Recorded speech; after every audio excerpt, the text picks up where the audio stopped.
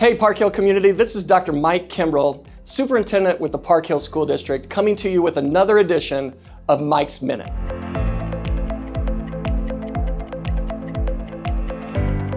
Thank you so much for everything that you've done for our school district this school year. We've had a great year and we have three big things going on that I want to remind you about.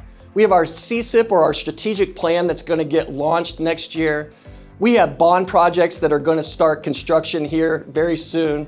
And we have our DEIB, or Diversity, Equity, Inclusion, and Belonging Council, that has action teams that will start work in the coming fall.